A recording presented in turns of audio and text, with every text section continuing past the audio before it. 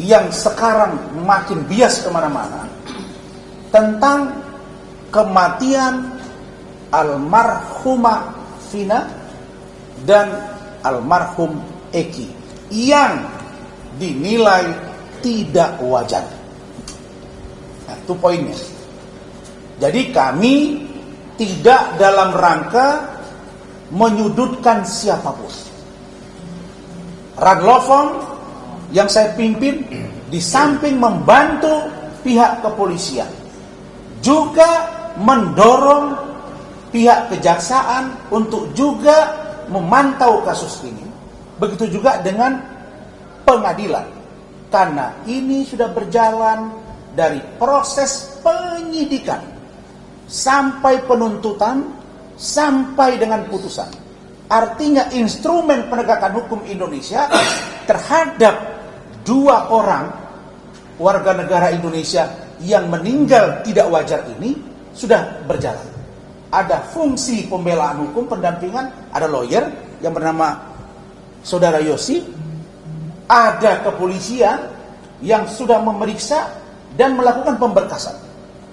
Ada jaksa yang sudah juga melakukan fungsi pra-adjudikasi bersama-sama, memeriksa berkas, penyidikan dan penuntutan. Dan ada hakim yang telah memutus perkara ini, bahkan ingkrah.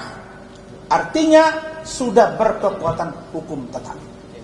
Jadi posisi ini harus saya jelaskan bahwa sebagai seorang praktisi, posisi saya juga adalah hari ini sebagai kuasa hukum dari saudara Yosi.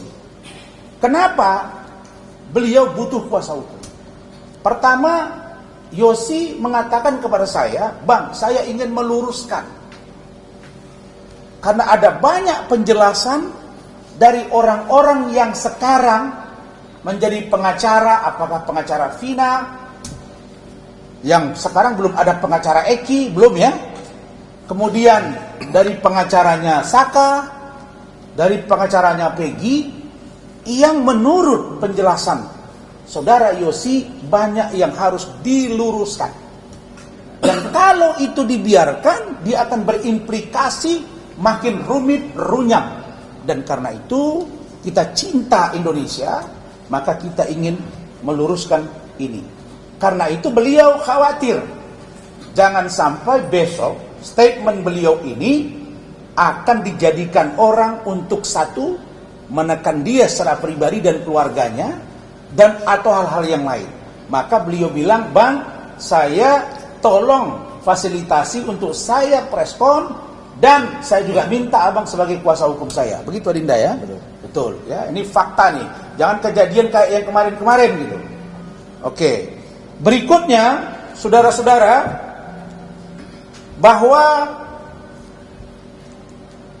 penjelasan setelah disampaikan oleh saudara atau Adinda Yosi ini, saya akan coba nanti mempertajam untuk substansinya bisa lebih membantu keterangan dari Adinda Yosi. Dan saya percaya hari ini Bapak Presiden, Pak Jokowi, Bapak Wakil Presiden, Pak Kapolri, Pak Jaksa Agung, sampai para hakim Mahkamah Agung pasti menyaksikan kasus ini.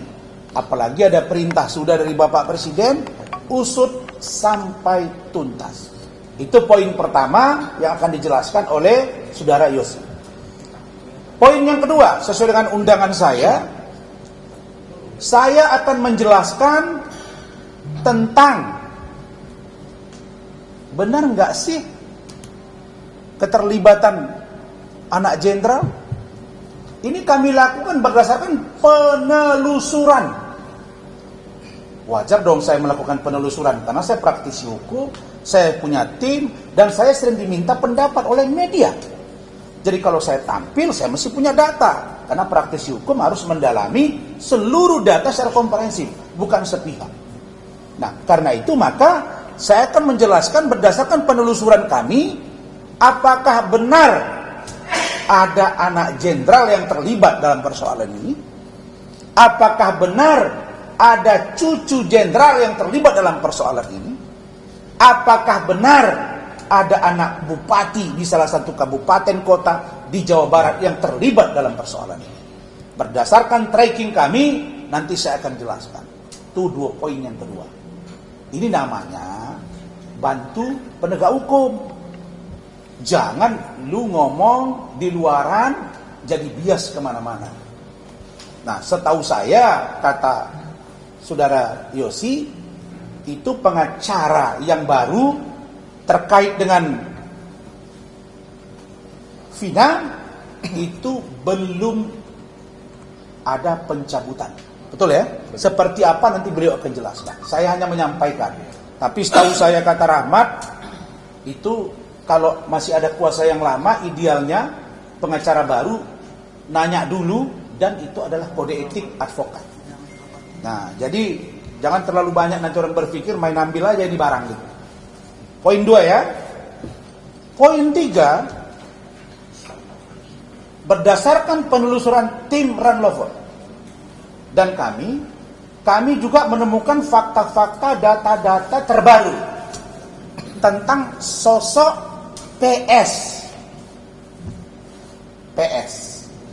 tentang sosok orang tua PS. Bagaimana dia dalam kesehariannya, seperti apa dia, ini akan kami sampaikan.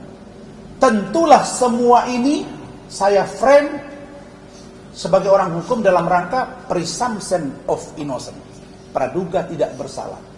Karena semua by proses, untuk kebenarannya ada di pengadilan. Makanya menjadi aneh hari ini kalau putusan pengadilan justru melebar kemana-mana. Nah, untuk itu saya persilakan Adinda Yosi untuk menjelaskan secara detail, konkret, dan cepat untuk bisa nanti dicerna oleh seluruh masyarakat Indonesia dan luar negeri. Silakan. Assalamualaikum warahmatullahi wabarakatuh. Selamat sore. Terima kasih untuk Abang Rasman yang hari ini menjadi kuasa hukum saya, Bang. Ya, makasih. Terima kasih juga sudah menjembatani saya dalam press conference ini. Ya. Karena buat saya orang daerah, Bang. Ya.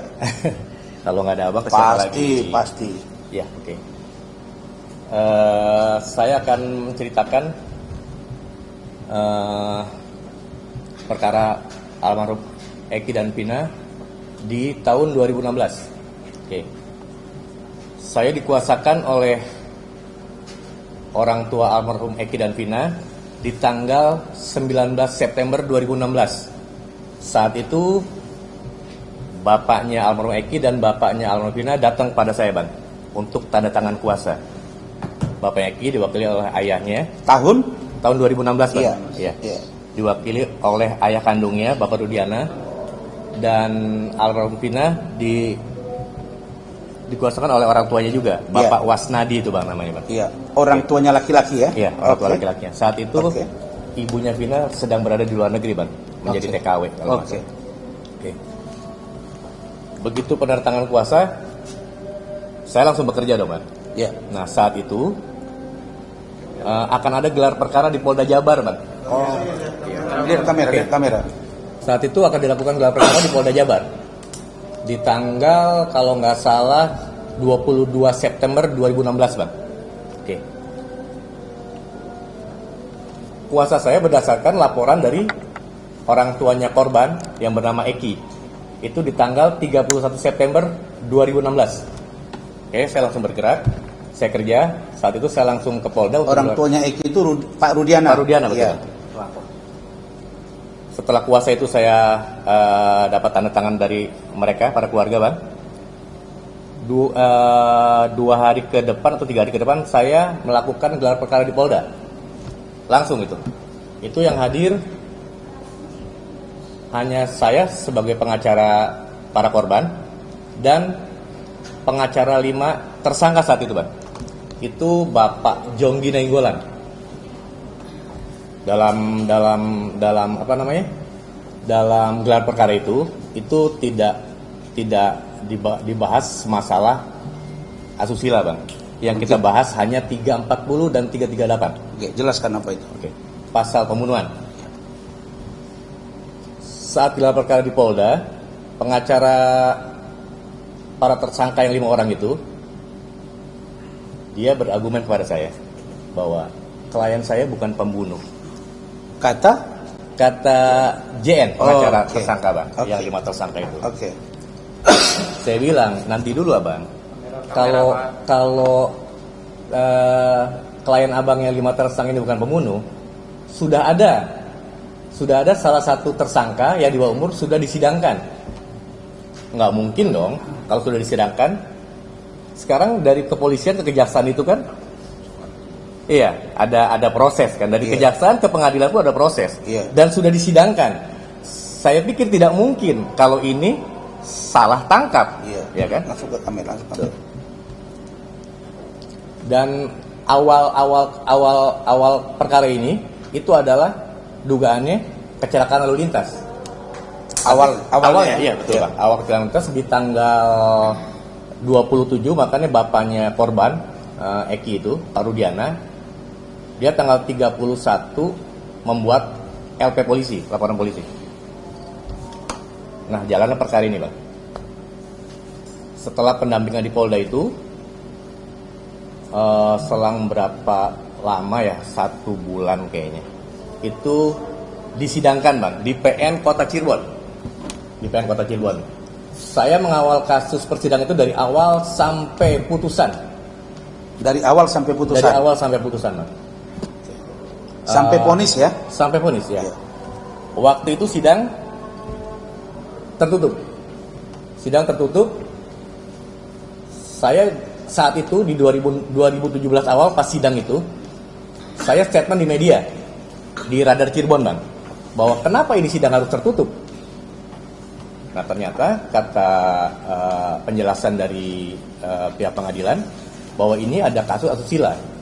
Tetapi ternyata dalam persidangan itu kasus asusila tidak dibawa dalam materi sidang. Hanya pasal 340 dan 338 pembunuhan. Itu, Bang. Oke. Oke. Setiap kali sidang di pengadilan, saya pasti statement di media. Masalah materi sidang yang disidangkan, Bang. Oke.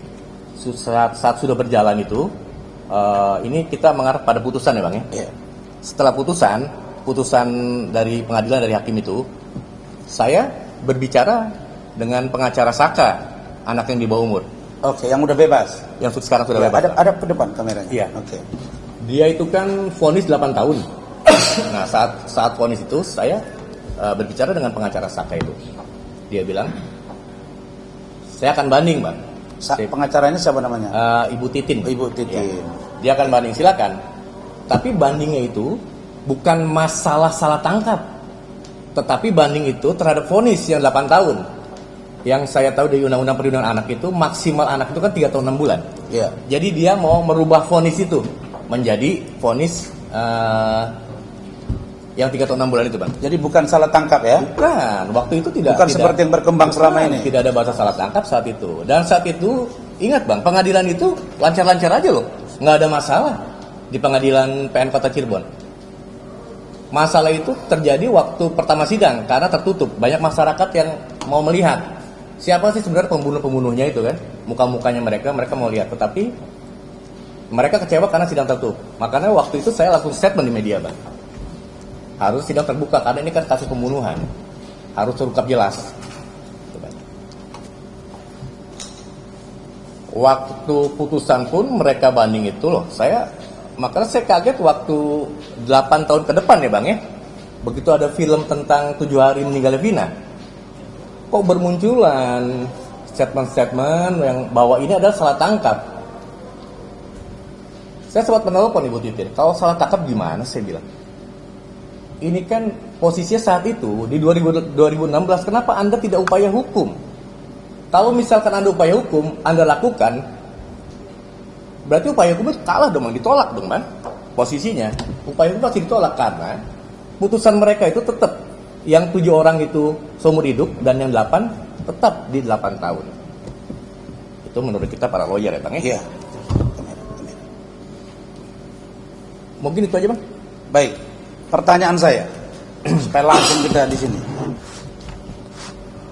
Pada waktu itu 2016 itu berkas perkaranya itu ditarik ke Polda Jawa Barat. Polda Jabar. Polda Jabar.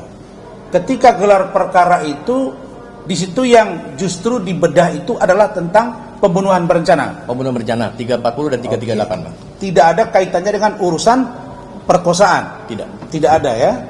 Baik. Ketika kasus ini disidangkan dan atau masih proses di kepolisian, ada tidak kekacauan, kegaduhan seperti yang sekarang ini sehingga banyak pihak menganggap bahwa ini ada putusan yang keliru, mystery of justice kira-kira begitu? Ada nggak waktu itu kekacauan, keributan dan lain-lain? Tidak ada, Bang. Tidak ada. Cuman saat di persidangan itu para pelaku ini, Bang, yang dulu Iya. terdakwa itu emang keterangannya kalau hakim menjawab dia selalu apa ya? Selalu melenceng-melenceng yang saya lihat. Melenceng. Iya. Oke.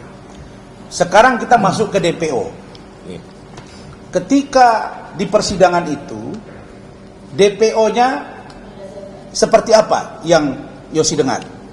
Baik dari pelaku tersangka, terdakwa, ya yang sekarang jadi terpidana, bagaimana ceritanya? Ada yang bilang 3, ada yang bilang 1, atau seperti apa? Waktu saya mengawal sidang itu memang terdakwa itu ada 11, Bang, dalam persidangan. Terdakwa itu ada 11. Ada 11, betul. Oke. Nah, yang disidangkan 8 orang tuh 1 sudah lebih dulu kan, yang di bawah umur, Ya. yang 7 itu menyusul. Saka maksudnya. Oke. Saka lebih dulu sidangnya, Bang. Oke. Yang 7 nyusul itu. Oke. Dan yang 3-nya itu tetap DPO. Ada 11 orang. Tetap DPO. Iya, ada 11 orang terdakwa saat itu, Bang. Ada 11 orang terdakwa, tapi yang datang tuh hanya 3. Kan, maaf, yang datang itu hanya 8 di situ. 8 itu, Bang. 3 itu tidak. Tidak. Oke. Sekarang itu sudah dilakukan penangkapan terhadap 1 orang Peggy. Ada 2 lagi yang dipertanyakan oleh masyarakat. Di satu sisi kita sudah melihat bahwa Polri sudah bekerja cepat dan sudah menangkap 1. Dan Polri mengatakan dalam ini Polda Jabar bahwa mereka setelah mendengar keterangan semua pihak, termasuk para tersangka yang sekarang jadi terpidana, terdakwa itu, mengatakan bahwa itu berubah-ubah. Ada yang bilang bukan 3, ada yang bilang 5, ada yang bilang 1, ada yang bilang 2. Nah, itu yang kamu tahu seperti apa? Saya tegaskan dalam press conference ini, Bang, bahwa DP itu ada 3, Bang. Waktu di pengadilan pun, jangan di pengadilan, waktu BAP pertama pun, saya sempat baca itu, Bang. Itu 3 DPO, Bang. 3 DPO. 3 DPO, betul. 3 DPO. Oke. Apakah terhadap kaitan penangkapan yang sekarang terjadi, kemudian polisi sudah mengatakan setelah mereka melakukan gelar, melakukan verifikasi, melakukan pendalaman karena keterangan yang berbeda-beda, sehingga mereka memutuskan bahwa ini hanya 1, yaitu Peggy. Nah, bagaimana berikutnya nanti Peggy bersuara seperti apa, tentu itu yang harus kita dukung. Bagaimana sikap polisi? Pertanyaan saya kepada Saudara Yogi, percaya nggak saudara sekarang dengan apa yang telah dilakukan polisi demi mengungkap kasus ini? Saya percaya sepenuhnya pada Polri, Bang. Kenapa saya bilang seperti itu? Waktu awal aja, ini Polri sudah sangat bagus ini menangkap para tersangka saat itu ya, Bang ya. Iya. Menangkap para tersangka selang berapa hari ya, dari tanggal, dia kan ditangkap itu kan tanggal 29 tuh. Iya. Dari pembunuhan tanggal 27, 29, 3 Iya. hari, Bang. Oke. Itu sudah sangat bagus buat Polri, apresiasi buat Polri. Maka Abang tadi bilang bahwa apakah saya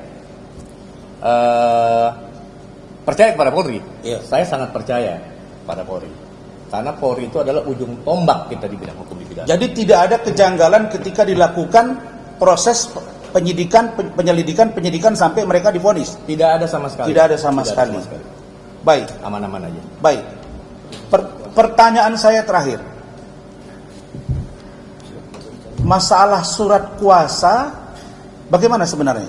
Apakah sudah dicabut atau belum ini surat kuasa terhadap Yosi dari keluarga almarhum Eki dengan keluarga Vina? Oke, Bang. Saya juga sebenarnya sangat kecewa nih terhadap keluarga Vina. Ada pesan? Iya. Karena pertama, Waktu itu dia statement di media bahwa tidak ada pengacara yang membela dia karena mereka orang tidak punya. Saya bilang saya kaget waktu lihat di YouTube itu. Loh, saat itu saya menjadi kuasa hukum keluarga korban loh dua-duanya loh. Ya kan, keluarga korban dua-duanya. Dan saya membela kasus ini tanpa pamrih, Bang, untuk kemanusiaan, Bang. Tidak ada biaya spesial pun dari keluarga Vina dan keluarga Eki. Itu yang pertama. Yang kedua, saya sangat kecewa dengan keluarga Vina. Dengan dibuatnya film ini, dia tidak konsul kepada penasihat hukumnya.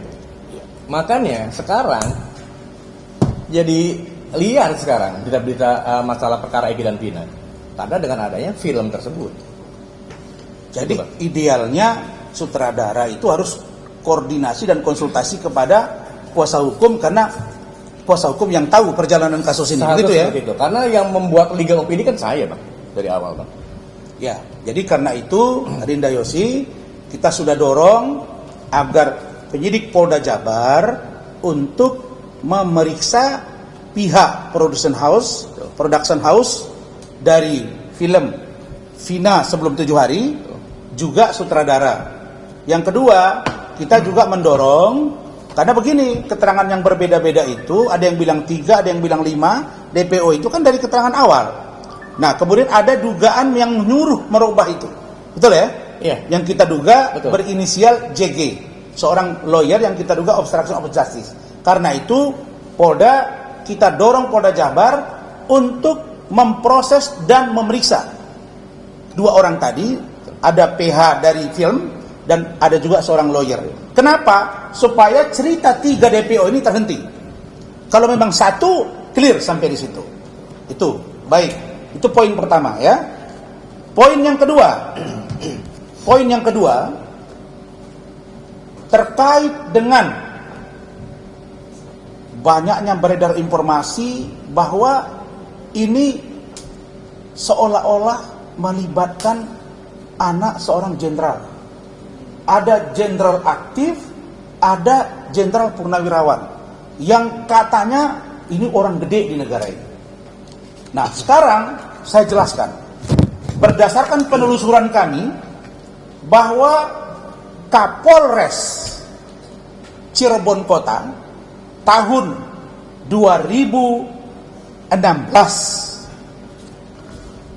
pada bulan Agustus ya, itu adalah AKBP AD, V dan D. Sorry ya. Inisial A, V, Victor ya, B. Ini Kapolresnya 2016. Dan sebelum beliau menjadi Kapolres, ada seorang Kapolres juga berinisial AKBP IJ, India Jenggo. Nah, kemudian kasus ini sama sekali tidak ditangani oleh Kapolres AKBP A, V, B. Ya, ini penelusuran. Saya nggak mau sebut nama orangnya langsung. Kenapa? Pertama, kasus ini sudah ditarik oleh Polda Jabar dan digelar di sana.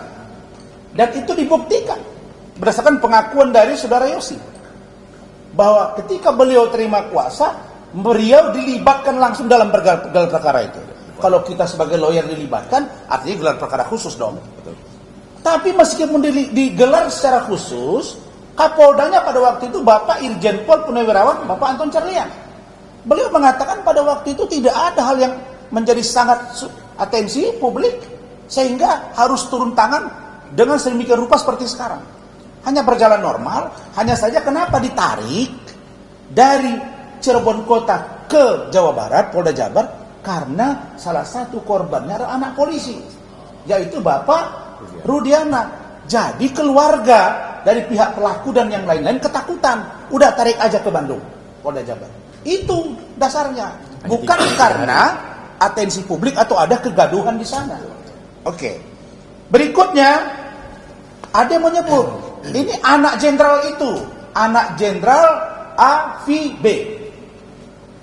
Di sini jelaskan kepada saya berdasarkan data, pada saat itu anak beliau baru berumur 2 tahun. Tidak mungkin dong anak 2 tahun ikut geng motor. Jadi biar clear nih, jadi kalau lawyer itu, praktisi hukum itu, kasihlah logika-logika hukum untuk memperbaiki dan membantu pihak penegak hukum. Jangan menggiring-giring sampai sekarang Prapin nggak jadi-jadi ini barang. Kemudian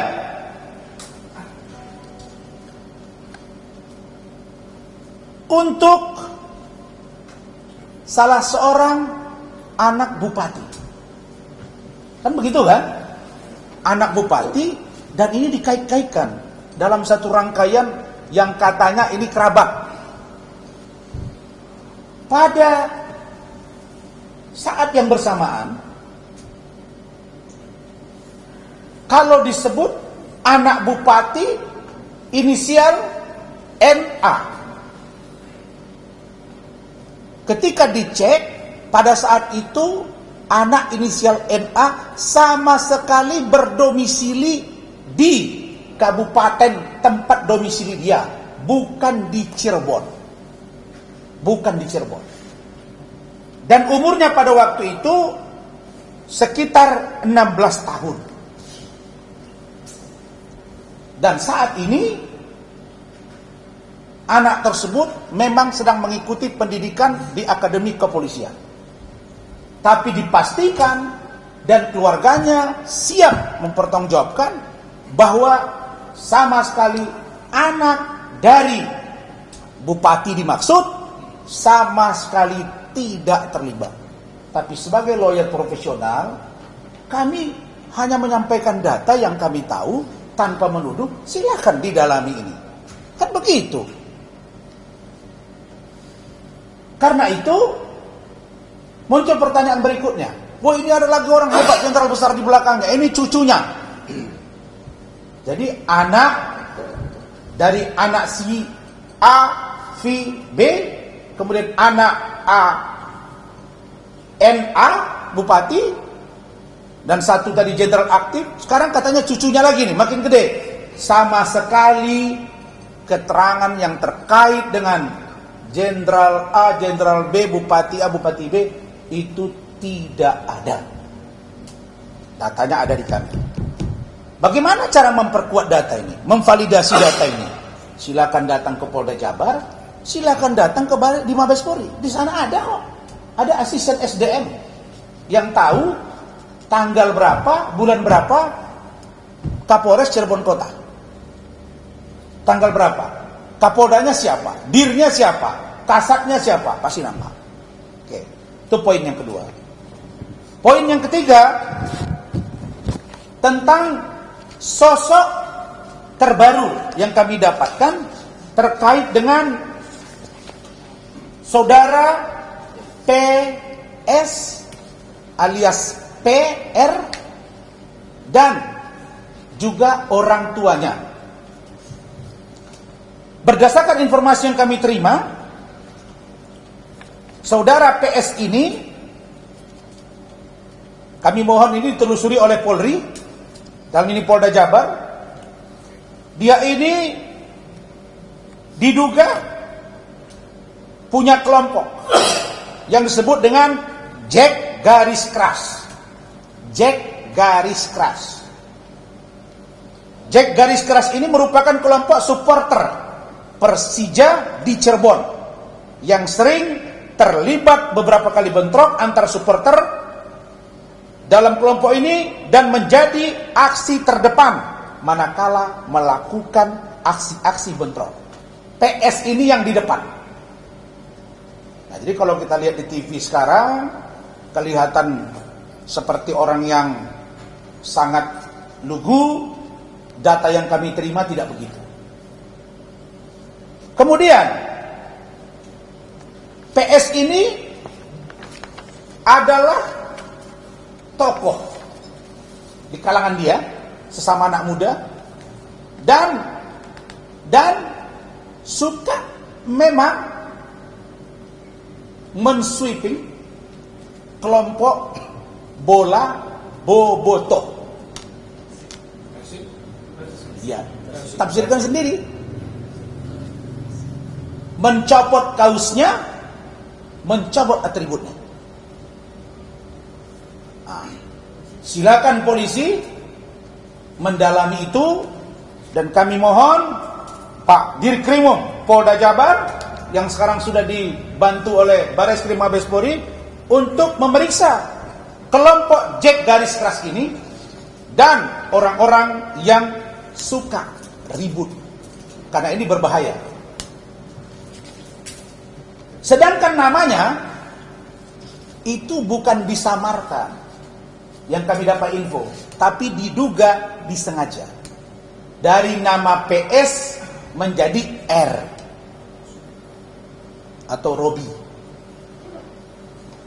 Ya.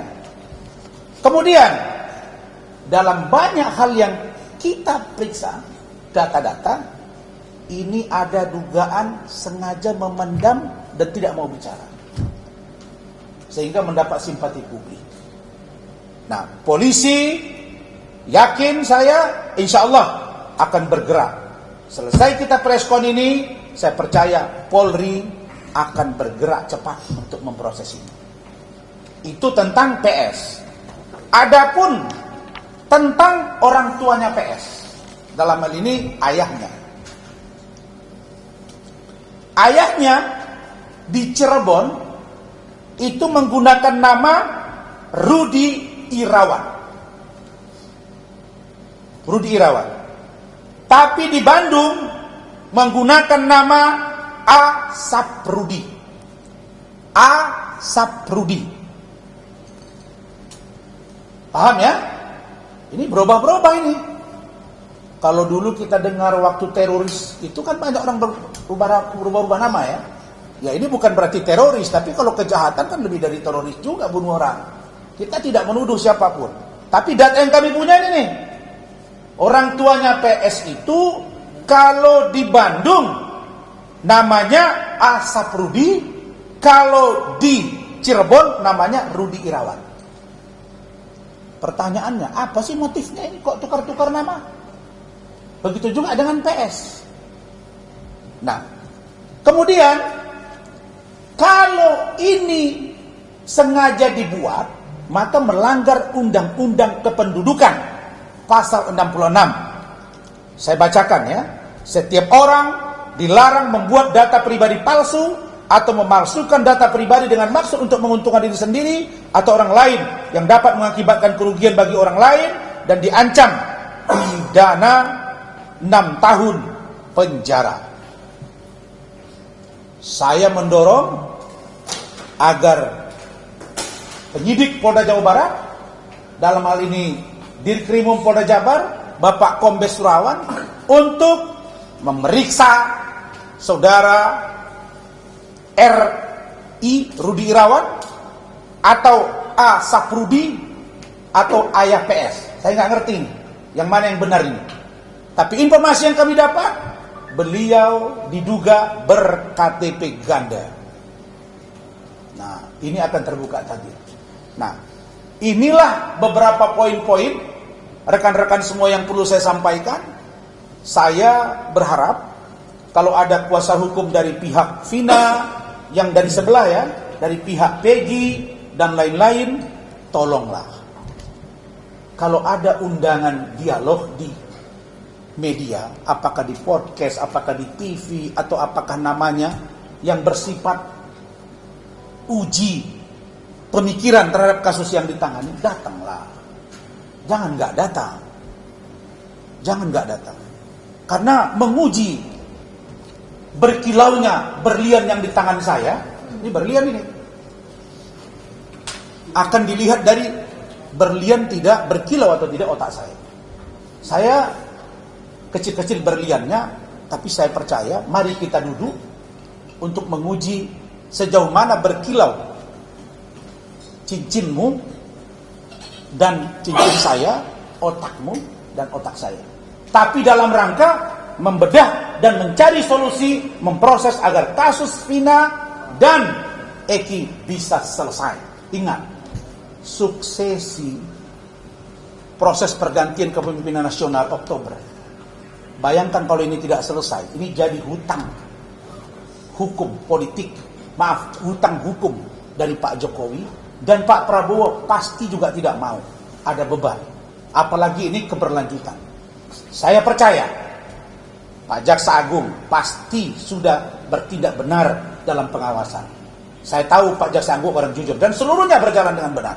Hakim sudah berjalan dengan benar. Sekarang perlu diproses JN yang diduga mempengaruhi, merubah, menyuruh membuat keterangan berbeda. Yang kedua, bagaimana memeriksa PS secara utuh. Yang ketiga, orang tuanya. Dan yang terakhir, bagaimana kita meramu agar ini semua cepat selesai dengan baik. Barangkali itu dari saya, dan untuk penjelasan ini saya sampaikan. Dan ada yang mau sampaikan, Mak? Sedikit? Silakan, singkat ya. Baik, Assalamualaikum warahmatullahi wabarakatuh.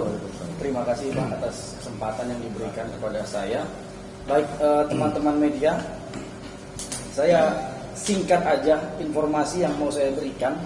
Pertama, bahwa kita, karena kami ini adalah bagian dari penegak hukum, harus memberikan pencerahan kepada para netizen, harus memberikan pencerahan kepada masyarakat, ya kan?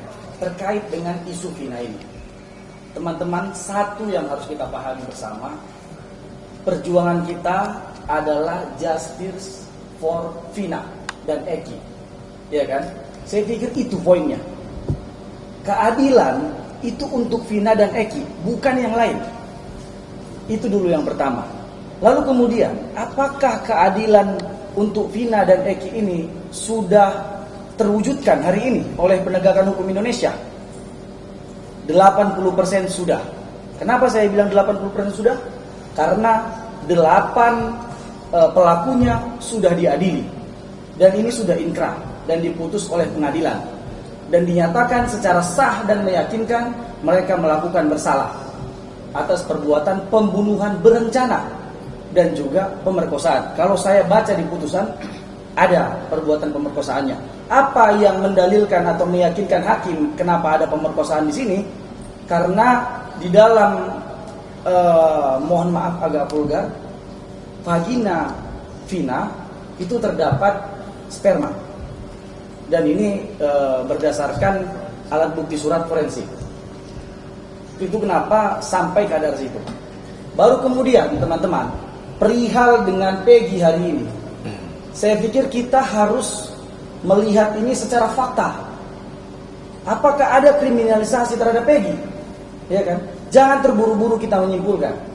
Yang dikatakan kriminalisasi adalah ketika seseorang dipersangkakan, kriminalisasi terhadap dia, itu misalnya dia tidak diperbolehkan didampingi oleh pengacara. Itu yang pertama. Kedua, dia tidak diperbolehkan menghadirkan saksi ada cara. Ini yang dikriminalisasi sebenarnya itu kantor hukum kami. Saya boleh sebutkan Pak Rasman sebenarnya yang dikriminalisasi. Dalam beberapa perkara, kami tidak diperbolehkan menghadirkan saksi ada cara. Sampai pada akhirnya Pak Rasman tersangka. Ini yang namanya kriminalisasi terhadap seseorang yang disangkakan untuk melakukan perbuatan gitu. Tetapi terhadap Eki, dia hari ini berdasarkan informasi yang kami himpun, 68 pengacara sudah mendampingi dia. Artinya apa? Penyidik hari ini sangat fair. Penyidik memberikan ruang pembelaan kepada Peggy untuk membuktikan apakah benar dia yang disangkakan terhadap pembunuhan Eki dan juga Vina. Kan begitu. Kemudian ruang terhadap orang salah tangkap itu secara hukum ada. Ada yang namanya pra-peradilan. Silahkan pihak kuasa hukumnya 68 orang tadi, saya pikir yang namanya pengacara membuat permohonan pra-peradilan 1 hari pun tidak sampai. Saya pikir itu. Kalau memang secara fakta bisa dibuktikan bahwa dia bukanlah orang yang harusnya disangkakan terhadap perbuatan ini, atau ada secara maladministrasi yang dilakukan oleh penyidik salah dalam proses penetapan tersangkanya, kan ini ruangnya. Tetapi apakah dia pelaku atau tidak, itu tidak bisa diajukan dalam pra-peradilan karena ini masuk ke dalam pokok perkara. Ini pembuktiannya pada persidangan. Artinya, silahkan mereka hadirkan saksi-saksi adicat mereka untuk membuktikan apakah ini dia terbukti bersalah atau tidak. Yang kemudian semuanya kita harus fair. Kita serahkan kepada hakim yang menentukan apakah dia bersalah atau tidak. Terakhir, teman-teman, saya berpesan, mari kita baca putusan itu secara gamblang, secara keseluruhan terhadap 8 terpidana ini. Kenapa saya bilang kita harus membaca putusan itu? Di dalam putusan itu, para pelaku ini semua memang sangat-sangat tidak kooperatif. Tidak ada satupun para pelaku yang mengakui perbuatannya. Dihubungkan dengan putusan tadi yang sudah ingkrah, padahal mereka jelas melakukan bersalah. Kan begitu. Saya khawatir ini jugalah yang digunakan oleh Peggy untuk menutupi perbuatannya begitu. Makanya kita hari ini harus berada pada posisi yang fair. Biarkan ini berjalan sampai pada waktunya nanti akan diputuskan. Saya pikir itu, Pak. Baik, terima kasih. Jadi closing statementnya, sebelum ada pertanyaan jika ada, tadi jelas penjelasan dari Saudara Yosi bahwa kuasa hukum Saka, anak di bawah umur yang divonis 8 tahun itu, dia bukan melakukan upaya hukum protes misalnya karena kasus apa? Karena salah tangkap. Tapi karena dia keberatan dengan vonis. Ini berbeda nih dengan keterangan dia kemarin di TV atau di media online yang lain atau cetak. Nah, jadi kalau udah begini, ada pengacara yang kita duga melakukan obstruction of justice, bisa saja kalau memang perlu periksa ini si pengacara yang mengatakan bahwa dia sudah komplain, dia sudah lakukan upaya hukum untuk Saka. Berikutnya terhadap apa yang disampaikan Saudara Rahmat tadi, bahwa 3 DPO dari keterangan yang berbeda-beda, jangankan penyidik, Anda pun puyeng itu. Ada 8 pelaku. Kemudian diperiksa. Mereka bilang, enggak, bukan 3 lagi, tapi 5. Tanya lagi yang lain, enggak, 3, enggak, 2. Terus mana yang benar? Itulah tugas. Jadi apa yang dilakukan Polri itu sudah tindakan cepat. Dan dulu 8 tahun tidak ditangkap, disalahkan polisinya. Sekarang ditangkap, dibilang kecepatan. Mana yang benar ini? Maksud saya, mbok kalau bela klien, tengah-tengah lah, walaupun membela haknya. Itu dari kami. Adapun tentang saya, yang dibilang Rahmat, itu begini. Kita mengalami banyak hal dalam laporan polisi.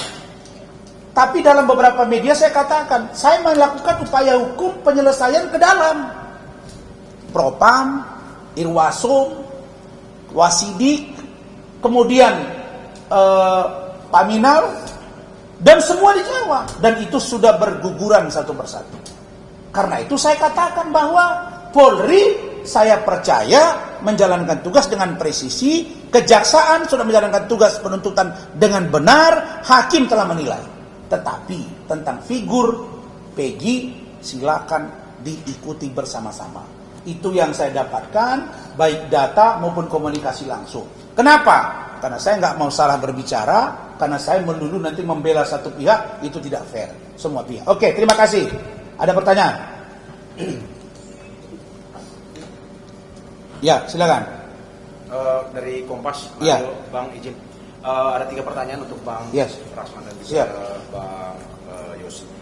Pada kemarin sempat ada Irjen Pol Purnawirawan, mantan Kapolda Bandung, Charlian, mengatakan bahwa kasus ini karena tidak menimbulkan intrik, itu sebenarnya diurus oleh dari Polres Cirebon, bukan langsung ke Polda Jabar.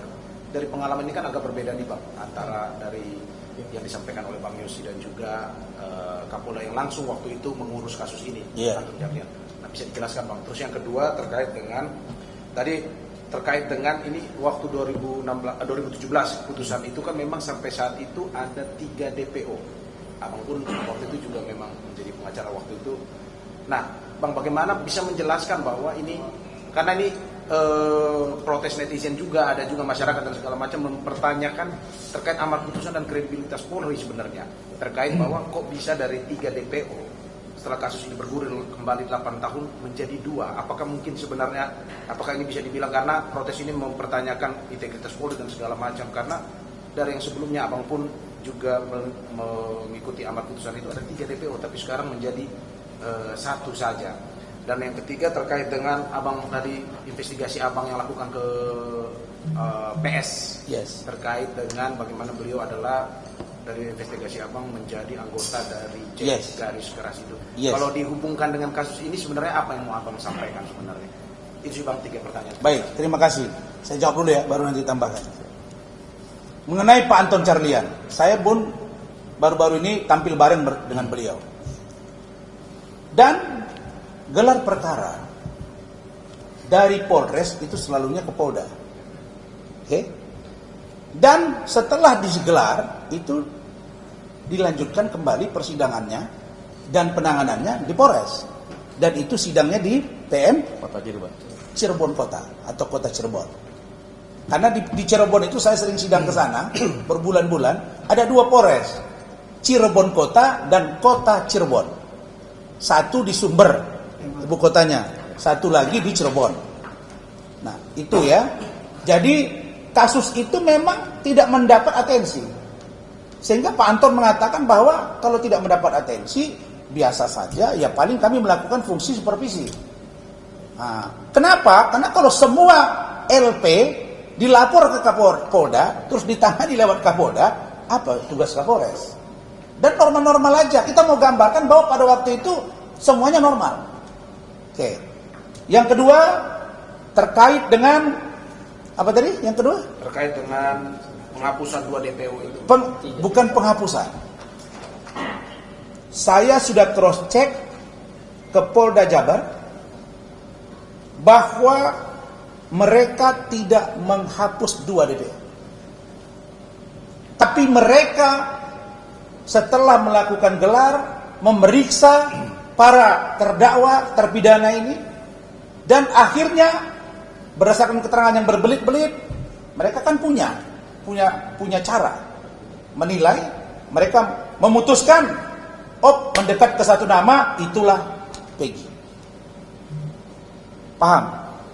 Nah, maka untuk membuktikan situasi ini, tentu polisi punya cara untuk menguji apakah dengan menggunakan teknologi dan lain-lain, itu kita serahkan kepada Polda. Tentulah Polda tidak sembarangan bicara itu, karena pertaruhannya jabatan, karir, dan institusi juga rakyat Indonesia. Apalagi Presiden sudah turun tangan. Oke.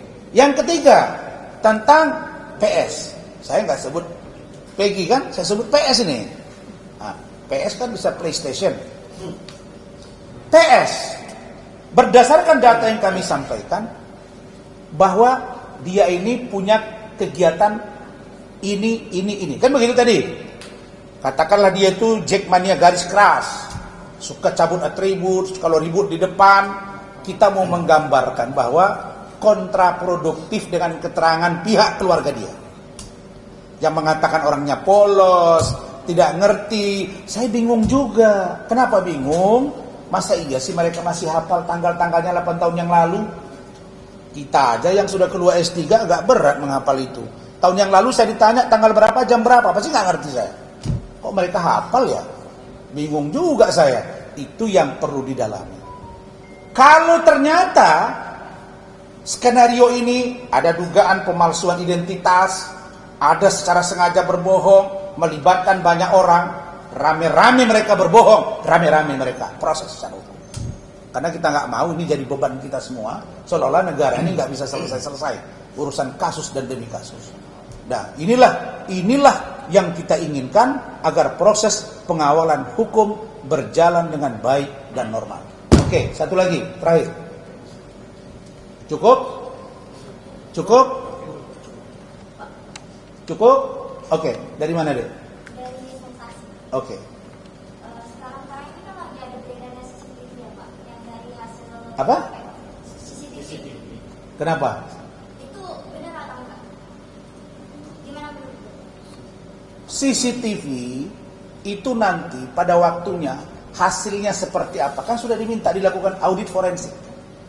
Benar kan? Akan diperiksa semua nanti. Pada waktunya itu akan disampaikan ke publik.